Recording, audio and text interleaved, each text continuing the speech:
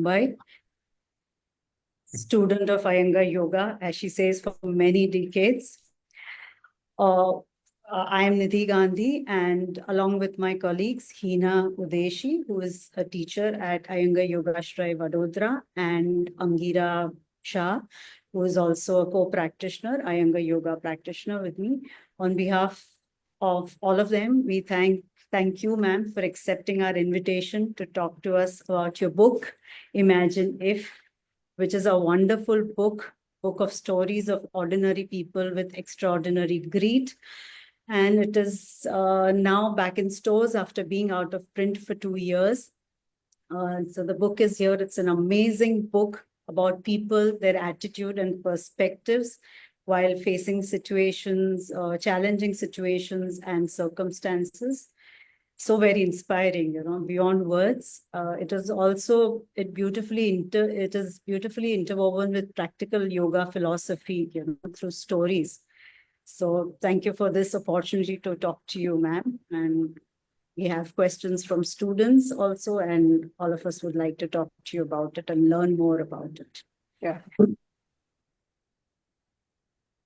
Yeah, Rajvi. So, like I was saying, the book is so beautifully and simply written that anybody can pick it up and understand it. There's no great knowledge required. And I don't know how many people you've converted to yoga or Iyengar yoga after reading this book. Non-practitioners. I'm very curious to know if you've got feedback from any non-practitioners.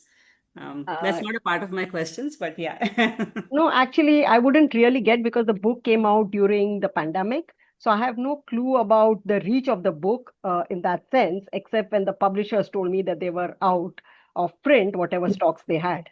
And that was 2 years ago.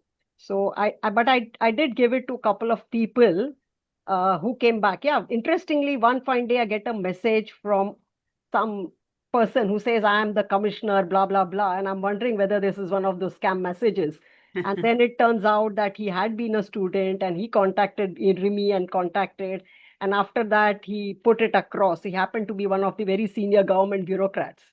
And he read the book and then he organized a couple of classes for the entire team of his in the bureaucracy. So that was an interesting thing.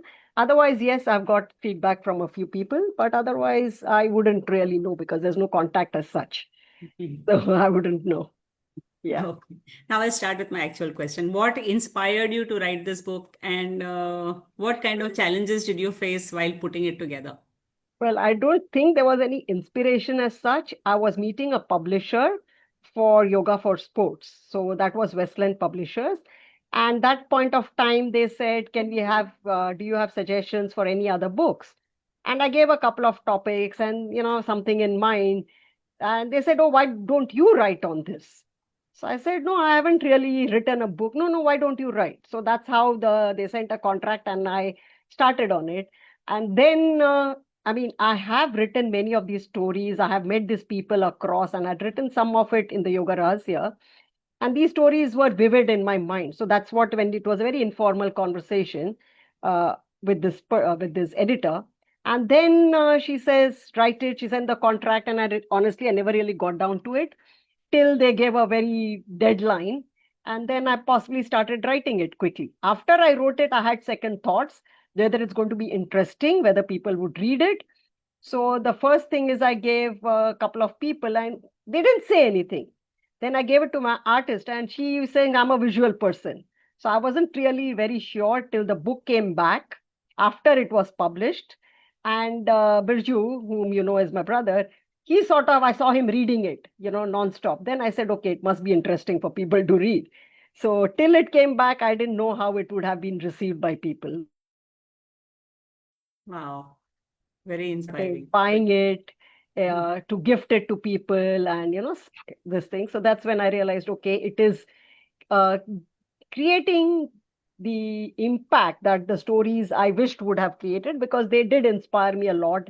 All these people more, so I was happy that they are giving people some strength, especially during the pandemic, where every small thing became a big thing. Everybody was so stressed.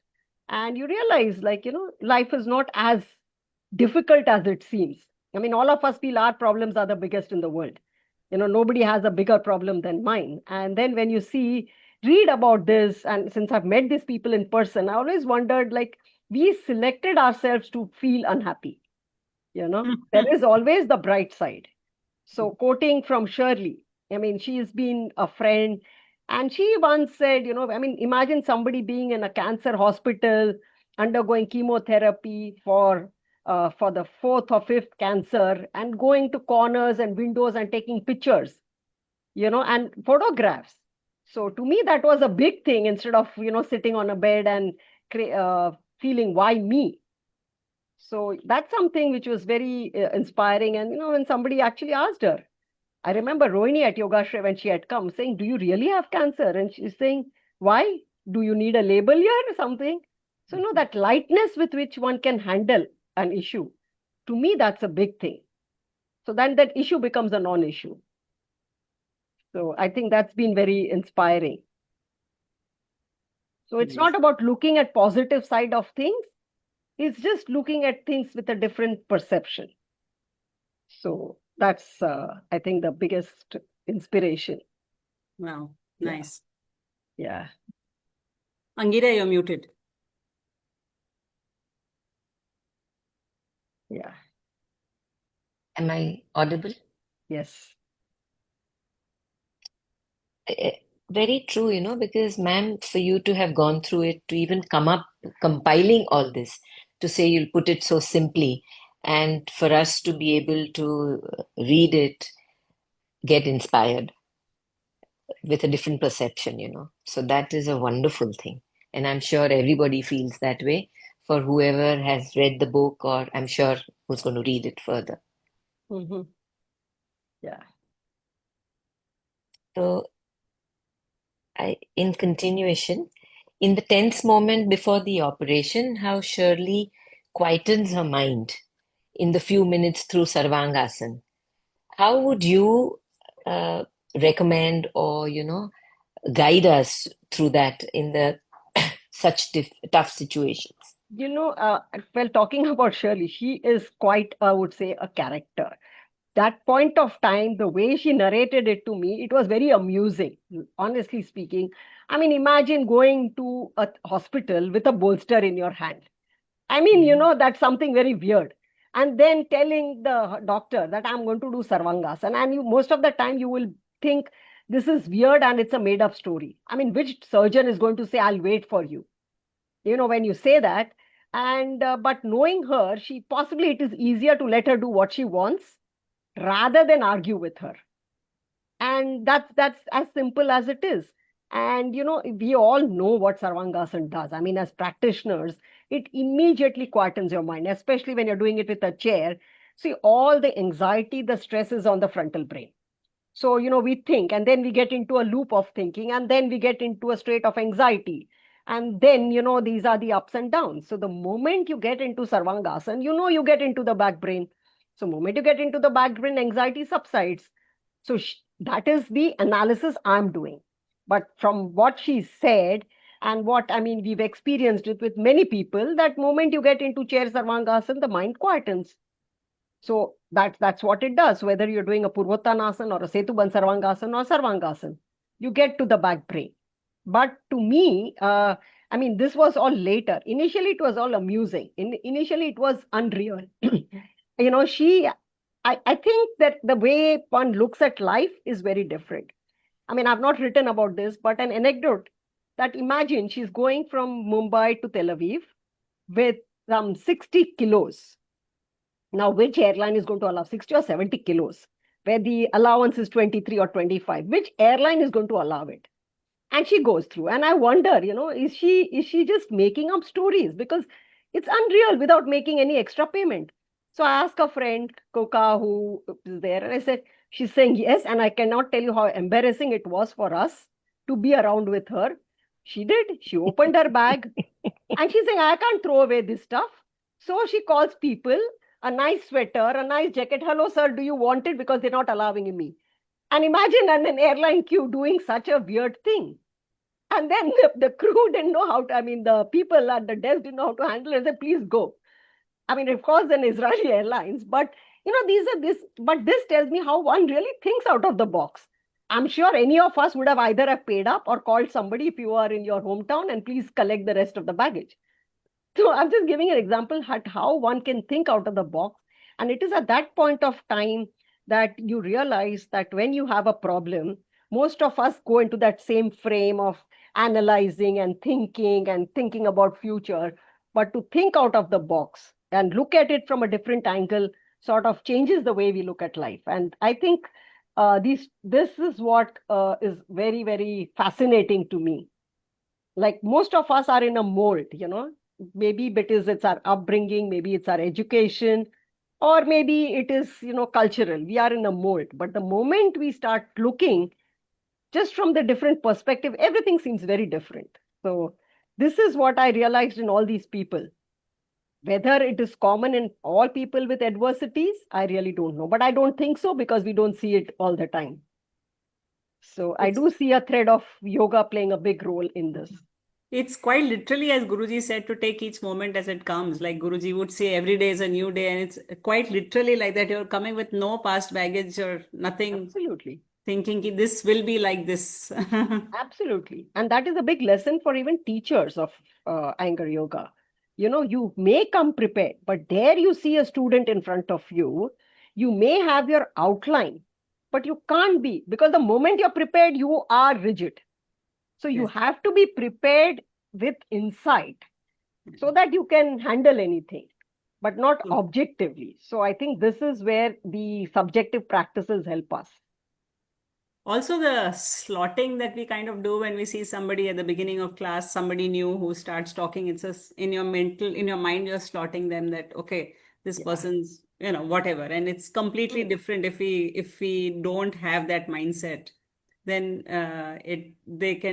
we are surprised at what they can or cannot do. True. Because human mind tends to come to conclusions very fast, Yes. judgmental. And especially if you're Yes. a teacher or on a pedestal, you are much faster because you think you have the authority to do it. While in reality, in fact, you need to be more open. So, Very true. Very true. yeah. Should I continue on that? Mhm. So we are normally told that the practice of yoga may even spread the cancer further when you're talking about Shirley. So how does that explain Shirley's continued practice of yoga through the years? Because See, as a general rule, most teachers will say that, okay, yoga. our understanding of practice is very different from her understanding of practice. You see, I have seen her teach. I have seen her, what she considers practice may be something like 0.0001% of what we do. So when she sees certain videos, she's pretty strong about it. This is all wrong. So for simplest of things, when you talk, she says the armpits are where there is problem. And all she would do is possibly sit on a sofa or two chairs and extend the arms to the side with full support. Now, we would not call it practice. We would say, what are you doing? You need to do something, open the chest. So we, without an experience, when we start doing things, we presume this is practice. In her case, it is very, very different. And I realized it in two conditions. One, she was visiting and a friend had an accident and had just undergone surgery. And I was going to visit him. And she says, I'll come along. And I was a little awkward, because she had come to visit me, but I had to go. And she came along with me. And in the hospital bed, this guy has just come out of anesthesia after a 3-hour surgery. And she started adjusting him, the arm supported here. And I'm like, and he felt much better immediately. So you realize the extreme condition. Then there was another case where we were speaking to a support group of cancer people in Mumbai at Nanavati. And she made some statement that you feel after chemo, the fingers and toes, the extremities Numbness. melting away. And you wonder what that means, because you sort of feel, and they immediately related to it, what it meant. Because see, our understanding is from our experiences or an objective understanding. So moment she said that, and that's the reason a simple thing is tie the belt, however loose it is, a loose belt where you have support on both the sides for the feet. So the understanding of practice is very, very different. What is being done, in fact, at a point of time, she had agreed to write with me, provided what has to be done at different stages. moment the diagnosis come, waiting for the diagnosis, that is the greatest stress. Moment the diagnosis come, what to do during chemo, what to do during radiotherapy. So unfortunately, Westland closed down. So we had an agreement and it didn't. Now let's see if it comes up. So the practice is very, very different from our understanding. So I don't think we should delve into treating cancer patients. But yes, post that it can help as a supportive therapy, because the teaching is extremely different. It is so like simple thing, like I remember Ardha Chandrasan, for example, or any poses. We will tell the first thing to a student, remove your socks. You can't do your practice with socks. Here they wear socks all the time, even in standing, because the extremities are so cold and sensitive that they need that softness. So these things, it only comes with actually spending some time with these people. So if there is anything, I rather go by those people rather than my understanding. Okay, so that's very, very different from the way our mindset is. True. So right now, you would suggest that one does not propose a sort of a sequence for people who are. No. First of all, there's not a sequence, because in these people, I mean, say anybody who has had a chronic ailment or an acute ailment or a very severe ailment, every day is different. Morning is different. Next morning may be good. Third morning may be down. So you really cannot have a set pattern. You are addressing the symptoms for that moment. So you are literally in the moment, and that's why their mindset is also in the moment. So for that moment, okay, they're feeling good today a little bit. The biggest problem is that when they recover, people think we have lost time and are in a rush to recover that lost time in terms of whatever profession or activities one is doing. I lost 6 months or I lost 1 year. So that is something which makes things worse, because you're already in a negative field, you are in a race and I'm left behind. But the moment you go across that and you're in the moment, okay, I'm feeling good today. Today is better than yesterday. And what did I do? So, that's how I think the changes start occurring, where you can live without being depressed or emotionally fragile. Of course, it's not easy. I mean, it's very easy to talk, and I've seen the ups and downs with her too. But I would say the ability to handle has been much better. So if they are practitioners, they can essentially guide themselves what makes them feel good. I think so. Okay. But again, practitioners also have a baggage. I could do all this, so I want to do Okay. all that. So we Okay. always carry a baggage. One has to be very cautious. We always feel, oh, I have lost it because of this, and you are in a rush. Right. So I think the patience is the biggest thing. When you're a patient, you have to have the patience to handle it. Yeah, So Thank surely in that case can be an exception, right? maybe. Because, yeah, I mean, the way things are of what Heena asked, what you're explaining, I mean, a very different mindset to handle. And I don't know if I missed this bit in the book, but I'd like to know how many years of Iyengar yoga practice did she have when she was detected of her health I issue? think no, when she was detected first time, she was doing yoga, but she was not an Iyengar yoga practitioner. I think her father Okay. did it and she was introduced. She Oh, came okay. to Guruji later, and Okay. she just Wow. entered the class, and immediately she had not mentioned anything. Yeah, that bit is mentioned in Yeah, the book. She was and in the Guruji caught corner. her. Guruji asked, yeah, Yeah, right. yeah. So Oh. Rajvi, you must repeat that little thing. It's beautiful for people who haven't read the book. what That part? moment when you said that, she came without. Yeah. So she entered the general class, and Guruji just saw her and said, no, she needs to be handled differently. And right through, and I can tell you for years together, only Guruji was handling her. So that goes on to say that, when we say, can we start teaching? I would say no. Because even there, in the presence of Guruji, there were so many other teachers, but only Guruji would adjust her.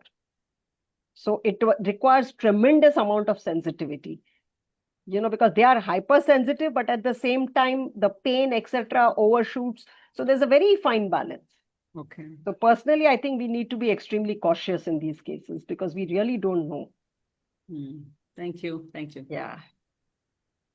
So the next question, ma'am, is we find a lot of distraction these days because of social media and all that.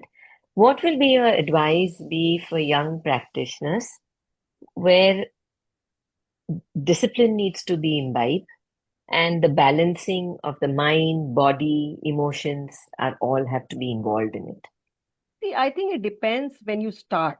So if you're starting very young, then the practice itself is very dynamic. So it appears like you're being, doing it very fast, etc. But your mind, I think in an anger yoga class, when you say, okay, straighten the knee, when you start with the very basics, extend the feet, extend the arms, their mind is getting occupied all the time. So that is the reason you'll find that when people start practicing class to class, they do find something which brings them back. Then it's up to the teacher to take them to the next level, where they are now connecting the actions, point A to point B. So initially it's just you're acting on point A, you're acting on point B, you're acting on point C. The mind is occupied. But after that, that becomes a distraction. Straighten your elbow, straighten your knee, tighten your hips, whatever instructions, extend the spine. But then when you start connecting A to B, which were separate, then the intelligence starts flowing. And moment the intelligence starts flowing, you start getting absorbed. So there's the question of distraction. So there will be frames. For some people, it may be short time. That's the reason you'll have multiple poses. So maybe a long-time practitioner can go around for 20-25 minutes of various connectivities in Trikonasana. New student, you will try that in different poses. So that's how you build up, where your distractions. I mean, distractions, we're saying social media, but distractions are, what is Patanjali saying? Distractions of the mind. So it has always been there. Today, we are attributing it to a newer form of interaction and communication. But distraction of the mind has always been there, no? That's why it is a chitta vritti nirodha. There is distraction of the chitta. There has been. So today also Yes, but I think, yeah, ma'am. But I think in today's time, even to get attention span from the younger generation, because either you can blame it on the social media or not, is very, very tough, to bring them back. I think something that doesn't hold them, I'm not even relating completely to yoga or the postures, it's a general thing, correlating. So I then, totally agree with you, Angira, because with 20 seconds, 30 seconds, you're seeing something else. So the mind is jumping all the time, with the exactly, reels and yeah, all. And I totally agree with you on that. And that is a concern because people's ability to focus is going to come down. Because you don't need to. You don't need that faculty of the brain. You're not letting it develop. And then possibly it subsides. Like we may have, maybe a generation earlier remembered phone numbers of 25 people. Today, we may not even remember of 5 people. I mean, over a period of time, people had a good sense of direction. Maybe that may disappear over a period of time if we have GPS. So certain faculties may get altered. But I think that the solution to that is also coming back through yoga. Because okay. that's, I think, when they say there is darkness, you need some support. Maybe that is where, as much as we are having it, and I don't think we are having any business to curb what's happening. That is the way things are. But through that also, at least get them interested into this subject True. and then let them go deeper into the subject. So whatever fluctuations that social media is bringing can be brought back. Okay. Yeah.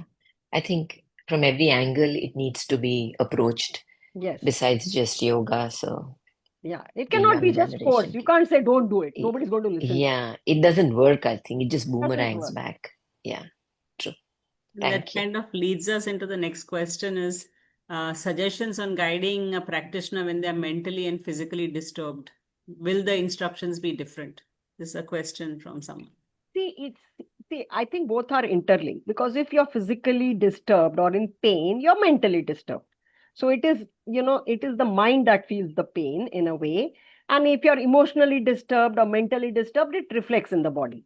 I mean, classical posture reflects it. I mean, as a teacher, you can read through the eyes, or anybody, mature people can read through the eyes of the people. I mean, eyes reflect a lot of things about what a person feels. So I think the practice would be at that point of time, would be to, supposing it is anxiety, I think there are 3, 4 asanas which immediately, it's not instructions, because when one is disturbed, instructions don't go in, because their problem is the biggest problem. So instructions don't go. That's why I say in a therapy class, there should be minimal, you just go and adjust them. Because that processing faculty has decreased for that, because they are in pain, whether emotional pain or physical pain. Go and adjust them. Moment they have confidence and relief, then the instructions come in. So I would say, if it's severe or to an extent that they cannot handle in the general practice, then you just put them aside and put them in specific asanas where they can stay longer and stabilize. So if they're having a knee problem, okay, you'll tie them up in Dandasana or Urdhva Prasarita Padasana, tie their legs up and let them rest. Once they get relief, they are ready. Same thing, if it's emotionally disturbed, I'll say go and put them in Purvattanasana. If it's a young person, let them do a couple of other Mukha Vrikshasana, Pincha Mayurasana, things like that, and then get them into the normal practice. However, if it is something which is more severe, then you put them aside and let them stabilize and then bring them in. That So, actually and makes sense. if it is very superficial, then normal practice, they will just get into the flow. Okay. So many times people will come a little low in class, but after the class, they go back fresh. Okay. That actually makes sense, because a lot of times we wonder why we are tuned out, why the person has tuned us out as a teacher. And it makes sense that if they are so occupied with their own pains or difficulties or whatever, then yes, then they tune the teacher out. So then it's better to just physically go and correct that. Yeah, I think there's a whole wall which, just blocks it. So you have to enter the other way around, I guess. Yeah. I mean, Hemant think of wanted to add ourselves, something. if you are having a Yeah, big true. thing, supposing somebody is in severe grief, do you think they're looking around at who's coming, who's done what? No. If you are in that state, you don't know what's happening around you. So they are in that state, maybe at variable levels, but once they get out of it, they're back to normal. Yeah, there's clarity then to enter. True. Yeah. Mhm. Thank you. Yeah, that answered the question. Yeah, go ahead, Angira. This question is, of course, on behalf of one of the co-practitioners. In the chapter that you says, "Look, Ma, no legs," you said you could read the face, but took time to read the skin. If you could please elaborate on this. See, the face expresses. And to be very honest, in the earliest classes, when Guruji would say, moving the skin, and it honestly didn't make sense. But you respect Guruji. Obviously, he is Guruji. But how do you move a skin? I mean, and the first few years, you can move your arms or legs. Later, you realize that sensitivity, how the mind gets you to get the skin, how the skin comes under the sense of perception and organ of action. So moment that comes in, then you start seeing, you can see, the say, like a doctor or any of us would say, when there's inflammation, there, say, or a very crude example, a boil emerging, you see that redness, you see that hardness in the skin. Later you start seeing there's a change in the texture of the skin. It starts shining, which is different. So you start observing that, and you start observing that in the person. So where there is hardness, as supposing one particular part of your thigh muscle is hard, you'll see that bumpiness, you'll see that texture change, and that sort of guides. You'll see some redness. So that is what you start reading. So it takes time. It's a different eye which develops, and sometimes it's easier, some days it is not. So now when you're doing if you're a new teacher or a student will say, my legs are straight. And you will say they are not straight. But for that student, it is straight legs. My knees are straight. Then you realize after a few years, what you call straight was not really straight at all. I mean, especially when you could see it in Supta Padangushtasana. See the eye, it's not straight. And something will your teacher will say, I'm telling you it's not straight. But the student feels. So it's like that. Later you realize, later it appears straight to everybody. But to a trained eye, you can realize that there's a bump in the quadricep, there is a bulge in the calf, and top of the knee is bulging. So you don't see that initially. It's training and practice on your own self that you start seeing it in others. So that's Basically, what I it's mean. just, sensitive practice that leads you to, True. I guess. Yeah. Okay, that's Yeah, because you're right. Often when you say that your arms are not the practitioner, if you are quite in the initial years, you do feel that you're doing it right, Yeah. and it's only when a correction is made, you also feel the benefit of that. But I guess it takes a lot of practice to be able to reach there. True, because Thank you. that's where you can see it in others. You will go and tell, after a few years, you will start advising all your friends, pair teda hai, this is crooked, but you don't see it in yourself. Because seeing in ourselves is still more difficult. Still more tough, yeah, right. Thank you, ma'am. Yeah. So one of the Nidhi? students has asked, do you suggest we too should occasionally plug our ears throughout the class or be blindfolded and attend class? Yeah. Blindfold if you want in your practice, now why class then? If you want to, do it. I mean, see, Guruji has very categorically said that, Yama Niyama teaches us the art of living life. Asana Pranayama is the science. And Pratyahara Dhyana is an experience. So, science, there is experimentation.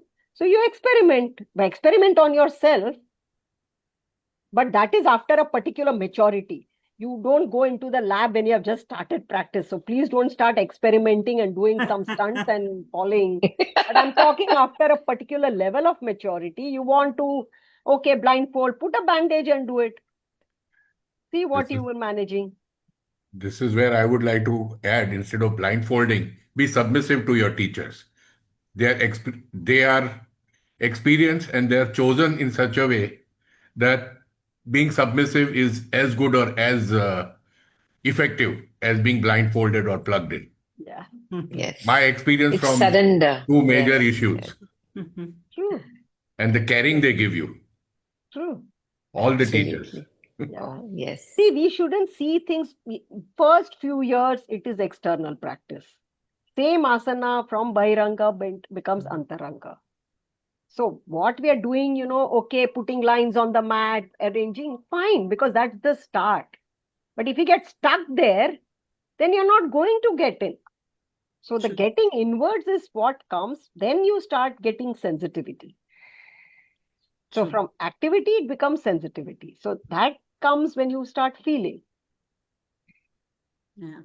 So Thank that's you. why Yeah, that's a sometimes you'll very, find you have an experience in class, but when you try to imitate it in your practice, you don't get it. Yes, true, very true. Because you very are true. trying to compare it and you're going to objectively do it. There, the teacher, like Hemant said, the teacher got you to do it. True, true. Yes. Yeah, Yes, I think it's a Nandini very has- wonderful way you've explained, activity to sensitivity, from the external to the internal, which is beautiful. Thank you. Yeah. Nandini has a question. Yes, Nandini Ben has a question. Yes. So, hi, good morning, Rajvi. Good So, morning. just going forward on this, is it okay if a student, we want a student to experience, like say in Urdhva Hastasana, straighter arms, can we make the student look into a mirror and show straight arms and then ask them what is the feeling you have when your arms are like this, and then try to help them recreate that without the mirror, without looking at themselves? Sure, why not? Sure. Because Okay. see, then, first of all, all of us have a little ego. So when I said a student says and believes that my arms are straight, you see, even if you are a student, we still have our ego. The teachers all obviously have an ego, because unless you have that on stage, you're not going to be able to teach. The trick becomes when you come off the stage and become off the teacher, you have to bring that ego down. Otherwise, you're destroying yourself. Now, for the student also, especially beginning, they'll feel, no, seedha hai. So then when they see it, they realize it. And then they try to straighten it. Although it's an external observation, they start feeling something. So initially, they may not even feel, at least they realize that that was not straight. So you're going from a negative to a neutral state. Then they start doing it. So that eye has subdued. And once they start feeling it, then you are getting changing into your role of practice. So it can be done. It would help. Yeah. So Because for my own, in my own experience, first 2 years, I think we used to do Urdhva Hastasana with a belt. I did not know that my right elbow was bent. My left one was straight. Once I happened to do it in front of a mirror and I realized, my God, look at the difference. Yes. Then Like that set I, me that. yeah.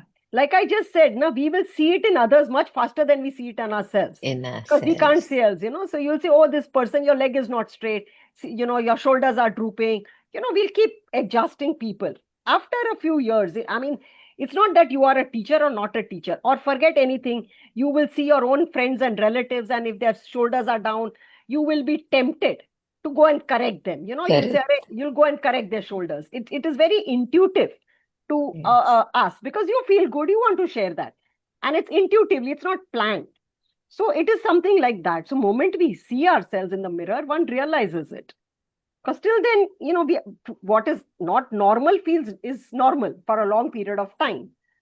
So it's only when you see it, we realize it. True. Yeah. So, Ms. Manoj Bhai also has some questions. Manoj Bhai, you can unmute and go ahead. Sure. Good afternoon, Rajvi ma'am. I read the whole book in a single day and I was so Thank you. impressed. It was very, very beautifully written. I have quite a few questions. Sure. One, how did Shirley 6 months prior, by doing Sarvangasana, come to know? And she went to the doctor and they didn't Yes. palpate any lymph nodes. And then she was diagnosed Hodgkin's later.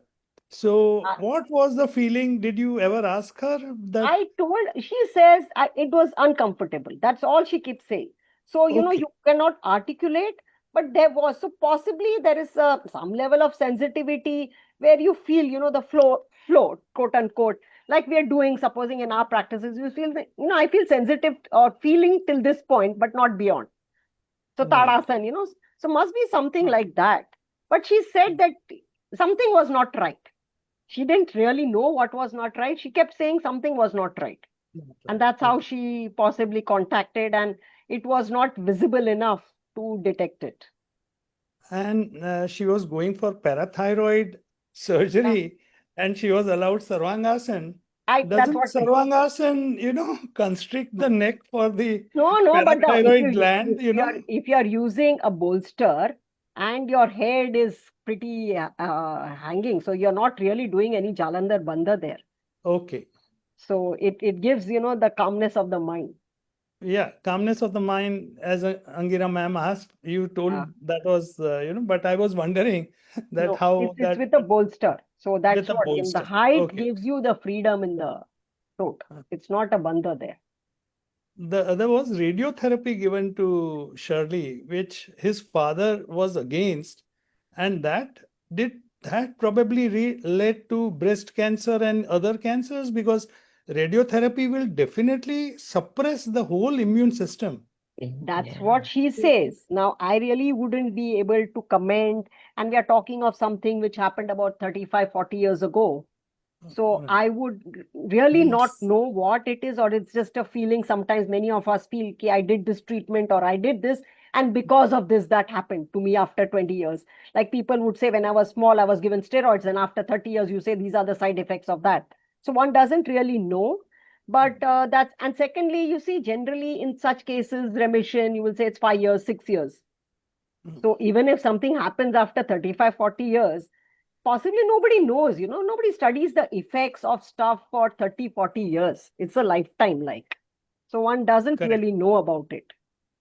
So this is like, that's what she kept saying. My father was a physicist, and he said that radiation could, because it suppresses something, and who knows what pops up after much later.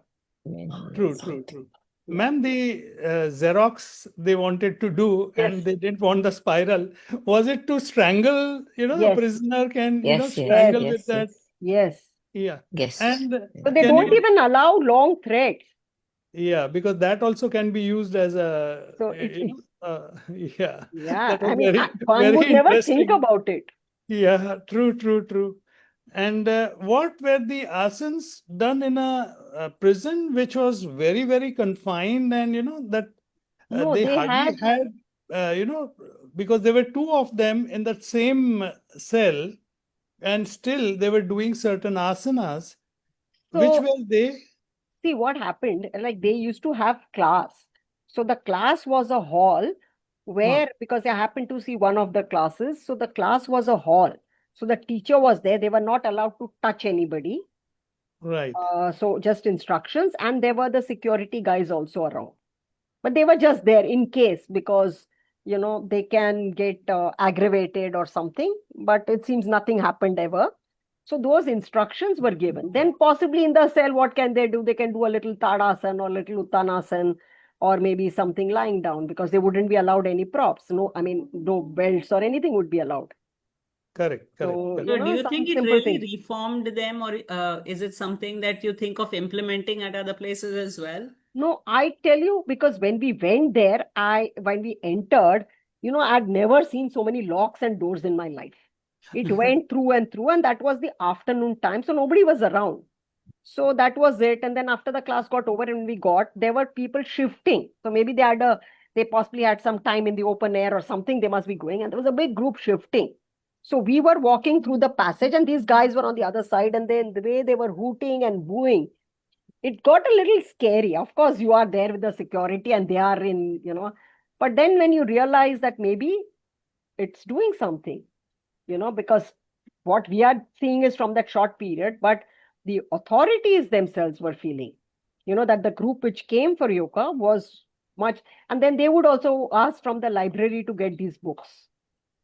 So one of the guys had actually, got the books from the library, Light on Yoga, and kept talking about it. So yes, it did something, because see, also certain things, all these, many of these things are also play of the mind. I mean, it is in a state of a mental disorder that in many cases, they have done these kind of criminal activities. And sometimes when they do, I mean, I'm not talking of the group that came for class, but they do have some kind of a mental, I would quote unquote, disorder, which gets them into this kind of activity. So a lot of crimes would be of kama, krodha, moha, lobha. When you look back, most of the criminal activities would have their base in this, or reactionary. Has it been implemented anywhere in India? Many prisons, not Iyengar yoga, but many prisons do have yoga now. Okay. But I think it would make a difference. Interestingly, I remember attending a conference in Kerala where they had yoga. There was a criminologist, there were a neurologist, psychiatrist, and the police.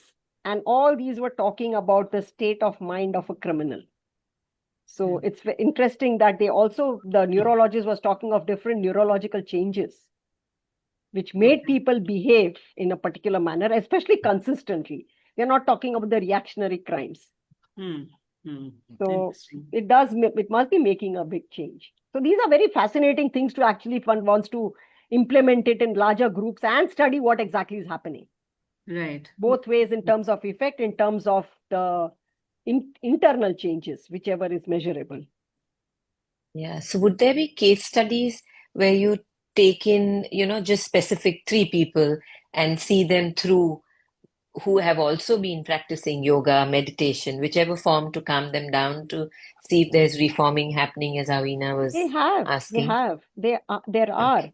I mean, I remember, I don't know whether we wrote, there was this case in the US. See, people do a first time crime, which may be not really a big thing, but if they're put into prison and living in that environment, they get influenced negatively. So if the punishment that the person was given was to do yoga for 6 months or 3 months for some, a smaller crime. A crime is true. So those kind of things, they become more reforming.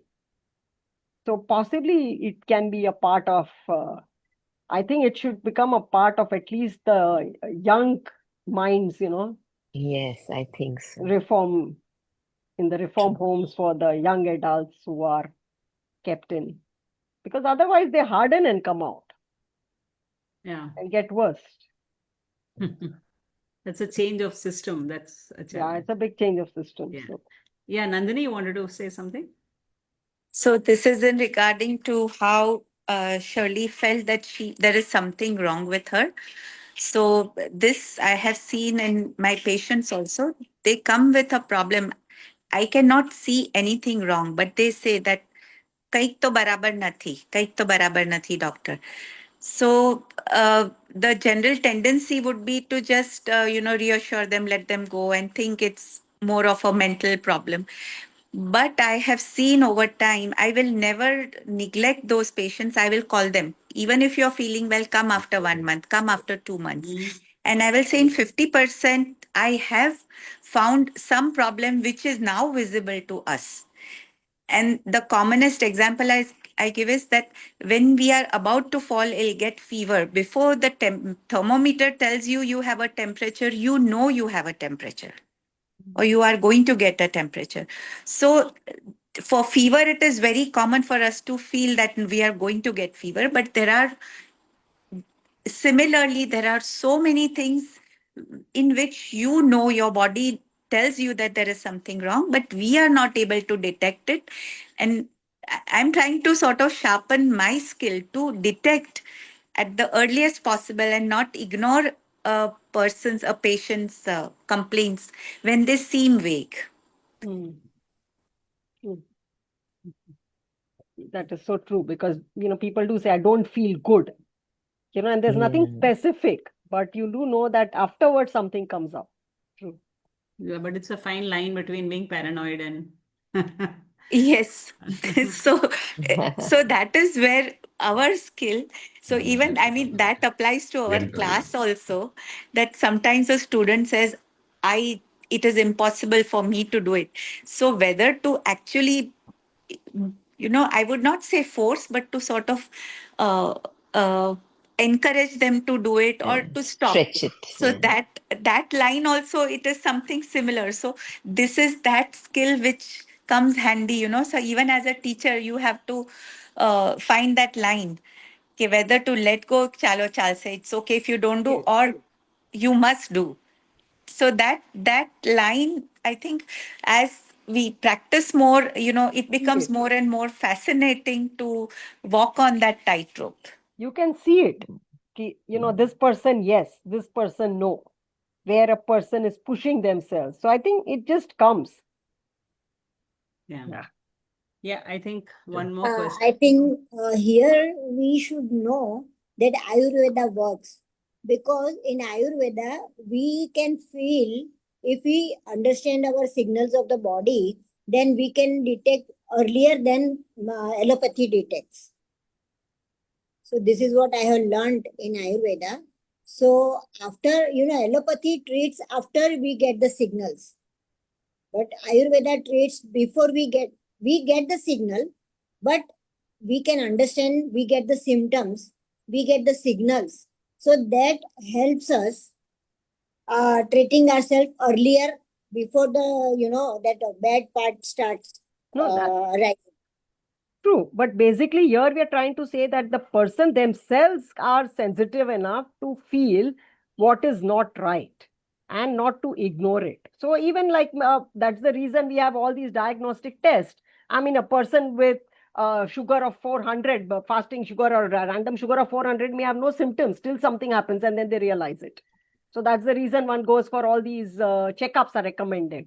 So, I think basically it boils down to increasing our sensitivity and respecting the sensitivity of others and understanding whether it is hypersensitivity or genuine sensitivity.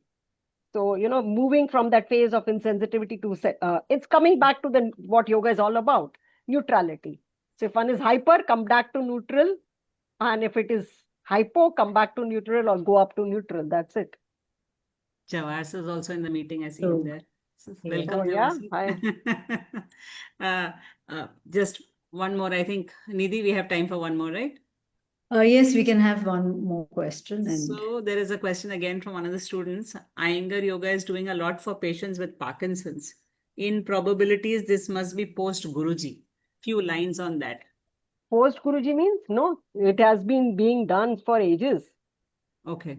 Yeah, it's just that we were approached by a support group in Mumbai who asked that, can we do something for patients? And we said, okay, we will surely get.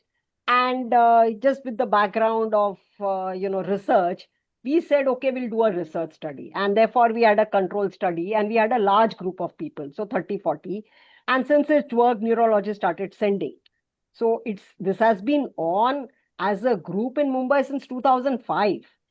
So it's just that it has come into visibility to the outside world later. And this was all done under Guruji's guidance, obviously. Otherwise, none of us would have the courage to take up so many people with such a chronic neurological disorder. I mean, it's a big challenge. Yes. And it is more than challenge. I wouldn't even say a challenge. It's a massive responsibility, and there's a lot of fear. I mean, to take them up.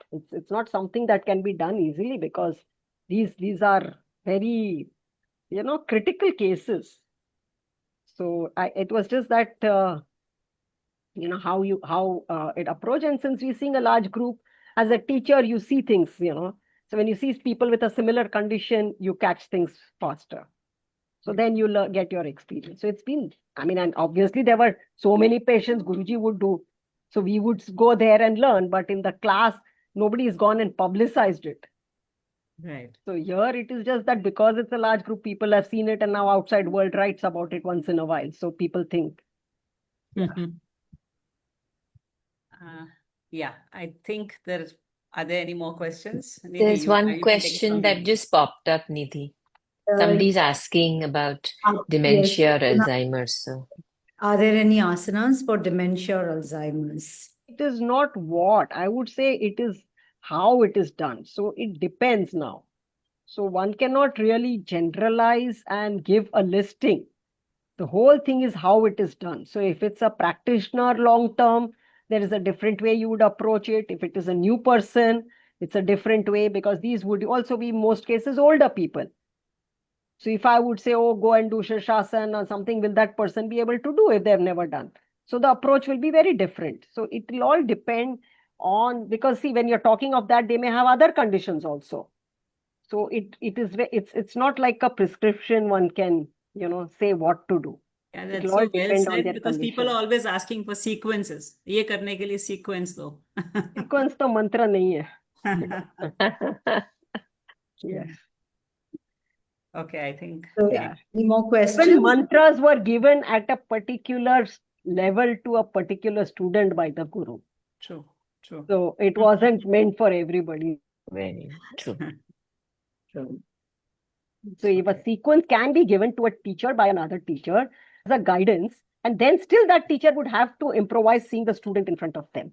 Right, So it is always it is a guideline, but you can't use it as a prescription. It won't work, or it may harm also. Yeah. See, even if you have medicine and somebody gives you a list of medicines to do, and others, why do you need a doctor? Find, okay, this Yeah. is the prescription. Okay, this condition, follow the same prescription. Does it work? It doesn't work. So same condition, same age, same body weight, it may or may not work. There'll still be a lot of adjustments. And correct me if I'm wrong, Nandini. It will be variable. There will be a broad system, but still there will be adjustments. She's not going to do all her surgeries. There will be a different way. It may appear same to the untrained eye, but to the trained eye, there'll be a lot of subtle adjustments. Yeah. So, Yeah. so any other questions, or we wind up? Okay. Namaste, Jawahar sir. Thank you for joining us. Maybe. If you would wish to add anything. Jai Janendra Ben. Namaste, all of you. No, nothing to Namaste, add. sir. Rajvi Madam is here. Yes. What can I add? Oh my God. Middle of the night for you. So, yes. Yes, it's middle of the night. You're back in Mumbai? Yes, I am. Yeah, okay. Yeah. Okay. Yes. There were a few other questions, but I didn't know whether we wanted to get into them. It's already time. People have asked Okay. questions about briefly narrating how you could start with people suffering from the earthquake. And Yeah, well, actually, as I've mentioned, it just happened, out of enthusiasm, agreed to go, and then met Guruji.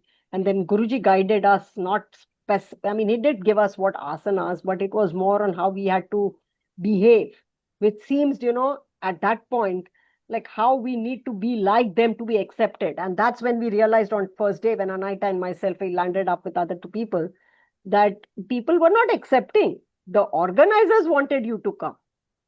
So once we landed there, I mean, nobody comes, what are you going to do? So first, that was the first advice Guruji gave, that we had to be accepted by them.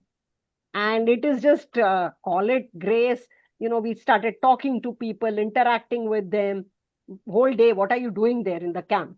And then somebody mentioned that my father-in-law has not slept. And just Gracie slept. That was enough. Imagine something as small with a pack support helped. And then people started coming in. And then, of course, once they come in, you can do things. So the first thing was motivating them, and talks didn't do it. They arranged for a lecture also. They all came to the Jamaat Khana. But next day, nobody turned up. So motivation doesn't come from talks and all that. They came and told us, हम लोग तो क्या है, कुछ खाना खाते हैं, अभी हमारा तो बहुत काम होता है, क्या फायदा है, क्यों हम योगा करें, हमें नहीं जरूरत है. So the need was different. So the talk didn't really do it. I mean, they heard very nicely, okay, we are guests there. But what worked was the sleep, and what worked was, our tent was open. People would come and sit and chat with us and, be with them. And then they felt comfortable. Till the most humiliating part was that we tried to overdress to be part of them, that they felt we had come from another camp, wearing old clothes. That is also very interesting to have dressed differently. That is something we never think, because as Iyengar yoga students, we are so tights and t-shirt with perina javanu, something like that. And Guruji had to tell us, and he said, okay, wear a sari, and we were all like, come on now, Guruji, we don't even do it routinely, and you expect us to go and, so theek hai, salwar kameez, and we made sure they were not new or shiny ones or, something which stood out. But later, I think we overdid it. But I think that was nice. It was that, we still remember, it's 25 years now, but the vibe that we got, I think that was really, it was a big eye opener, big eye opener, that when we start thinking, and here there was not even any yoga, but in cases of calamity, how people stand out, but at the same time they get grouped. Religion became a big thing that time. And it was natural because they had organizations which would help. So we had to respect it. They said it's a Jamaat Khana. I mean, he didn't specifically say, but it was understood. You don't go and recite Om there, and it didn't matter. We don't have to be, so, and then they took it very well. I think it was a big learning for us, and to see that in this condition also they were seeing, I still can't forget that man who said, બહુ બધા lecture આપી ગયા છે, પણ ભોગવવાનું તો અમારે જ છે ને. બધા આવીને કહી જાય, આમ નહીં વિચાર કરો, અમારે જ ભોગવવાનું છે ને. તમે પહેલા છો કે who has told us how. And that remained that the importance of what you do. Not motivational talks may inspire for a moment. It may give you the thing that I will start doing it. Oh, this is very good subject, I should do it. But beyond that, very few will continue. So they are good. I'm not denying that. They will motivate you to start. But what continues is your experience. So I'm not against a motivational talk or anything, but long term is only how you do it. And that I think was the biggest learning for me there. Thank you. Yeah. And there I saw the Kutchi grit, I must admit. Yes, ma'am, very true. Just to go off your this session, but talking about gurus, I did mention to Heena and Nidhi, but I thought on this platform I should take the liberty. Way back in 84, when I went to Chavaja, which is near Biawar in Rajasthan, and I was doing a project there. So our gurus then from NID, I think they all belong to the same time, 20s, 30s, 1920, 30s. So they said, dress up like them. If you have to even want them to hear you, go dress up like them, then get into their system, So I think that impact of getting clothes stitched once again, the gagras and tops and all that, help, because otherwise I would have never been I think able that's to the first convey thing, that. no? The acceptance. Yes, that's the acceptance. So I can relate it now. This was when I was still a very raw student, way Yeah. back. But when I read that, it brought all the memories back of how NID groomed us, so which was So that wonderful. is where, you feel like Guruji, he could see Yes, all the far gurus, beyond. yeah, far beyond. True. Hmm? It was in fact amazing. We got some insight into how learning with him, from the book, how it would have been for you. As in, we've never had the fortune of, learning in person, but reading your book was very insightful. I mean, giving it, every time you pick up, it's a different learning. So happy that, I could communicate part of it. Yes. Also, I think the simplicity has created a great impact to a larger audience, is what I would say, I think that was intentional, I would say. What which has come fascinated across me wonderfully, ma'am. was when people could write fiction and get people engrossed in the story, where they were, So I never wanted to write anything with frills or language, because Yes. I felt that it should something that should communicate and be read with ease. It should, if a person picks up certain books, they don't want to leave it. They don't have to sit back and think, after every sentence and say what has been communicated. Maybe it shows you have a lot of. So I wanted to do something like that intentionally.